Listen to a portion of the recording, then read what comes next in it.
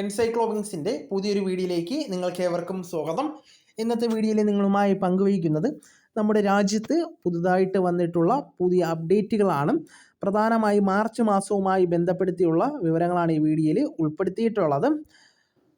പ്രധാനമായി banking, LPG ration, pension, driving licence, motor വാഹന വകുപ്പുമായി ബന്ധപ്പെട്ട കാര്യങ്ങൾ, GST നികുതിയിലെ മാറ്റങ്ങൾ തുടങ്ങി നിരവധിയായിട്ടുള്ള മാറ്റങ്ങളാണ് ഈ വീഡിയോയിൽ ഉൾപ്പെടുത്തിയിട്ടുള്ളത്. എല്ലാ പൊതുജനങ്ങളും പ്രത്യേകിച്ച് APL BPL വ്യത്യാസമില്ലാതെ എല്ലാവരെയും ബാധിക്കുന്ന പ്രധാനപ്പെട്ട കാര്യങ്ങൾ ആയതിനാൽ തന്നെ എല്ലാവരും ഈ വാർത്ത പൂർണ്ണമായിട്ടും കാണുവാൻ ശ്രമിക്കുക. നമ്മുടെ വീഡിയോസ് ആദ്യമായി കാണുന്ന സുഹൃത്തുക്കളാണെങ്കിൽ ആദ്യമേ തന്നെ ചാനൽ ഒന്ന് സബ്സ്ക്രൈബ് ചെയ്യുക. അപ്പോൾ നമുക്ക് വീഡിയോയിലേക്ക് കടക്കാം.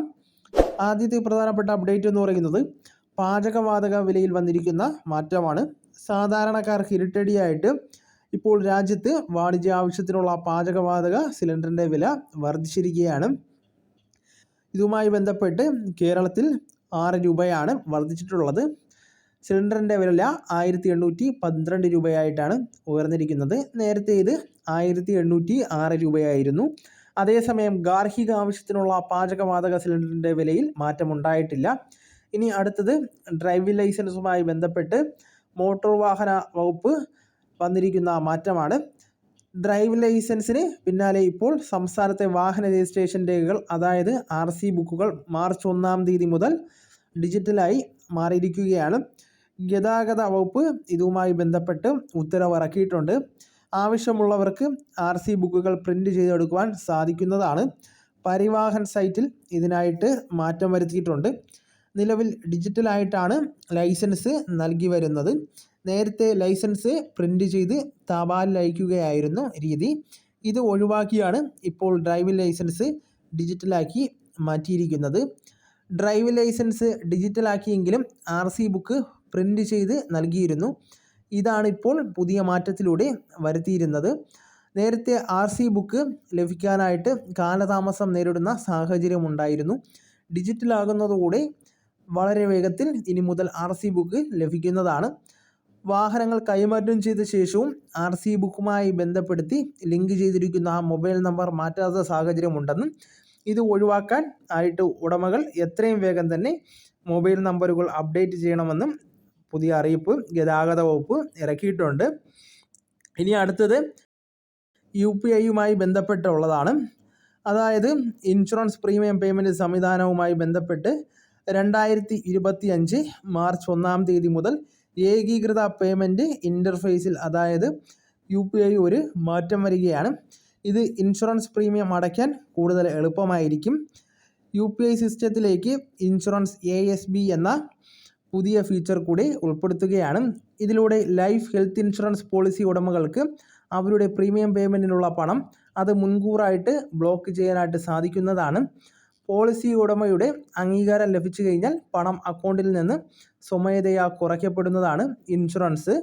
പേയ്മെൻറ്റ് രീതിയിലെ കാലതാമസം കുറയ്ക്കുക എന്നതാണ് ഇതിലെ പ്രധാനപ്പെട്ട ലക്ഷ്യമെന്നത് ഇപ്പോൾ IRDA ഇതുമായി ബന്ധപ്പെടുത്തി ഫെബ്രുവരി 18-ാം തീയതി ഉത്തരവ് പുറപ്പെടുവിച്ചിട്ടുണ്ട്. ഇനി അടുത്തത് സാമൂഹിക സുരക്ഷാ പെൻഷനുമായി ബന്ധപ്പെട്ട് വന്നിട്ടുള്ള അപ്ഡേറ്റ് ആണ്.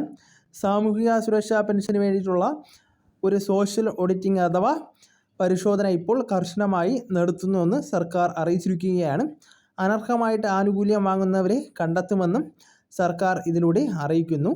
വിവിധ മേഖലകളിൽ ഇപ്പോൾ ഇതുമായി ബന്ധപ്പെട്ട കാര്യങ്ങൾ പരീക്ഷണാടിസ്ഥാനത്തിലുള്ള പരിശോധനകൾ സോഷ്യൽ ഓഡിറ്റിംഗ് ഇപ്പോൾ നടന്നുകൊണ്ടിരിക്കുകയാണ്. അപ്പോൾ ഇത് പൂർണ്ണതോതിലേക്ക് ഈ മാസം മാർച്ച് മാസം മുതലാണ് വ്യാപിപ്പിക്കുക. പ്രധാനമായും നമ്മുടെ ഭൗതിക നിലവാരങ്ങൾ പരിശോധിക്കുമ്പോൾ അതിൽ സാമ്പത്തികം ഉണ്ട് എന്ന് ബോധ്യപ്പെട്ട് കഴിഞ്ഞാൽ, അല്ലെങ്കിൽ നമുക്ക് വിവാഹിതരാകാത്ത മക്കളുണ്ട് അവർക്കും സാമ്പത്തികമുണ്ടെന്ന് എന്നതുമായി ബന്ധപ്പെട്ട കാര്യങ്ങൾ കണ്ടെത്തിയാലും, അതുപോലെ തന്നെ നമ്മൾ ആദായ നികുതിയുമായി ബന്ധപ്പെട്ടുള്ള കാര്യങ്ങൾ അടയ്ക്കുന്നുവെന്ന് കണ്ടെത്തിയാലും, അതുപോലെ സ്ഥലം കൂടുതലായിട്ട് നമുക്കുണ്ടെന്ന് കണ്ടെത്തി കഴിഞ്ഞാലും തീർച്ചയായിട്ടും നമ്മൾ ഇതിൽ നിന്നും പുറത്താകുന്ന സാഹചര്യം ഉണ്ടായിരിക്കുന്നതാണ്. ഇനി അടുത്തതായിട്ട് വന്നിട്ടുള്ള അപ്ഡേറ്റ് എന്ന് പറയുന്നത് റേഷൻ വിതരണവുമായി ബന്ധപ്പെട്ടിട്ടുള്ളതാണ്. 2025 ഫെബ്രുവരി മാസത്തെ റേഷൻ വിതരണം മാർച്ച് മാസം 3-ാം തീയതി തിങ്കളാഴ്ച വരെ നീട്ടിയിട്ടുണ്ടായിരുന്നു. നിലവിൽ മാർച്ച് 4-ാം തീയതി ചൊവ്വാഴ്ച റേഷൻ കടകൾക്ക് അവധിയായിരിക്കും. മാർച്ച് മാസത്തെ റേഷൻ വിതരണം മാർച്ച് 5 ബുധനാഴ്ച മുതലാണ് സംസ്ഥാനത്ത് ആരംഭിക്കുന്നത്.